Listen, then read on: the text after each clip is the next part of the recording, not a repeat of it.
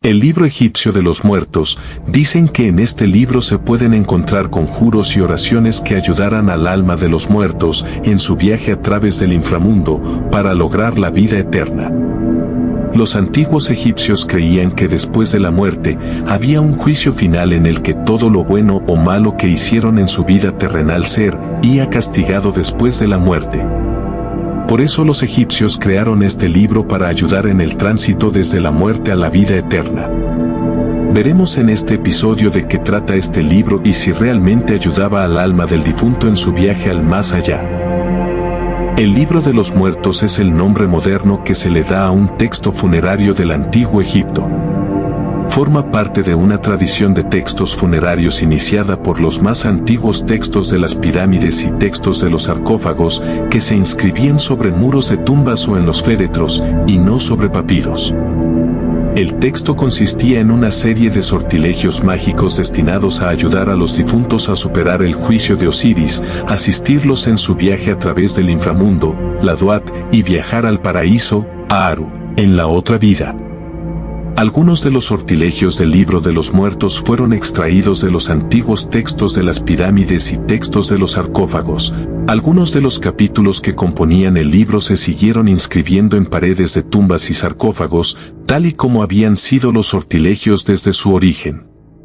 El libro de los muertos se introducía en el sarcófago o en la cámara sepulcral del fallecido. El libro de los muertos fue comúnmente escrito sobre rollos de papiro con jeroglíficos o escritura hierática, y a menudo ilustrado con viñetas que representan al difunto y su viaje al más allá. El libro de los muertos se compone de una serie de textos individuales acompañados de ilustraciones. La mayoría de sus capítulos comienzan con la palabra Ro, que puede significar boca, habla, un capítulo del libro, pronunciación o sortilegio. En la actualidad se conocen 192 sortilegios. Sirven a una gran cantidad de propósitos. Algunos están destinados a dar al fallecido conocimientos místicos en el más allá, o identificarlos a ellos con los dioses, caso del sortilegio 17, una oscura y larga descripción del dios Atum. Otros son encantos para garantizar que las diferentes partes de un fallecido sean preservadas y reunidas, o también para otorgar al muerto el control sobre el mundo que le rodea. Algunos protegen al difunto de fuerzas hostiles o lo guían a través de los obstáculos del inframundo. Los más famosos son los capítulos referidos al juicio de Osiris en el ritual del pesaje del corazón. La magia era una actividad tan legítima como el rezo a los dioses, aun cuando la magia estaba dirigida a influir en los propios dioses. El concepto de magia, Eka, estaba íntimamente ligado a la palabra escrita y hablada, por lo que el acto de pronunciar un ritual era una acción de creación. La acción y la pronunciación se consideraban lo mismo. Los egipcios también creían que conocer el nombre de algo les daba poder sobre ello, por lo que el libro de los muertos dotaba a su propietario de los nombres místicos de muchas de las entidades que se encontraría en el más allá y de poder sobre ellas. El libro de los muertos tienden a organizar los capítulos en 4 secciones. Capítulos 1 al 16, el difunto entra en la tumba, desciende a los infiernos y el cuerpo recupera el movimiento y el habla.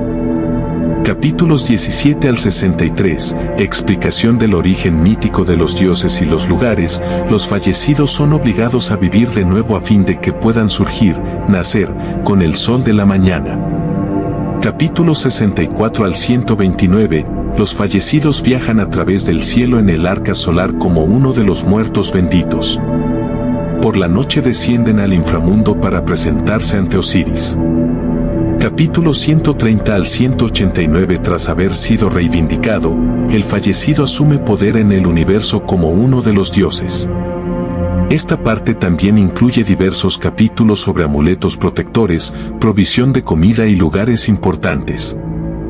Los sortilegios del libro de los muertos reflejan las creencias egipcias sobre la naturaleza de la muerte y el más allá, por lo que es una fuente vital de información acerca de las creencias egipcias sobre esta materia.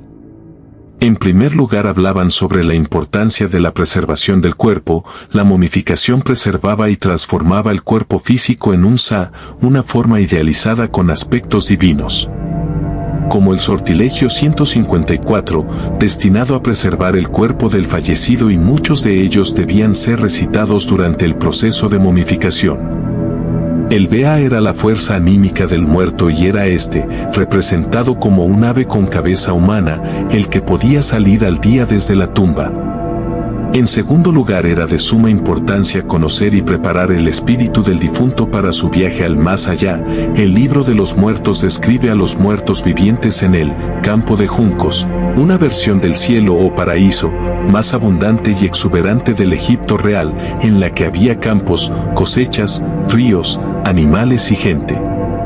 Pero para llegar a este paraíso, el camino hacia el más allá estaba plagado de dificultades. A los fallecidos se les requería atravesar una serie de puertas, cavernas y montañas vigiladas por criaturas sobrenaturales y aterradoras que iban armadas con enormes cuchillos. Son representadas con formas grotescas, normalmente con cuerpos humanos y cabezas animales, o con la combinación de diferentes bestias. Sus nombres, como por ejemplo, el que vive entre las serpientes, o el que baila en sangre, son igualmente grotescos. Y por último, los egipcios creían que había un juicio final. Si todos los obstáculos de la Duat eran salvados, el fallecido era juzgado en el ritual del pesaje del corazón, descrito en el famoso sortilegio 125.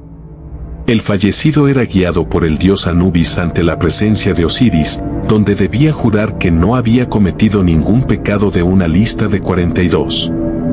Entonces el corazón del difunto era pesado en una balanza contra la diosa Maat, que encarnaba la verdad y la justicia. Si la balanza permanecía en equilibrio, significaba que el fallecido había llevado una vida ejemplar, tras lo que Anubis lo llevaría hasta Osiris y podría encontrar su sitio en el más allá. Si el corazón no estaba en equilibrio con Maat, lo esperaba la temible bestia Mit, la devoradora, lista para engullirlo y mandar la vida de la persona en el más allá a un cercano y poco placentero final. El juicio del difunto y la confesión negativa eran una representación del código moral convencional que rigió la sociedad egipcia. Mientras que los 10 mandamientos de la ética judeocristiana son normas de conducta establecidas por revelación divina, la confesión negativa es más una aplicación de lo divino en la moralidad diaria.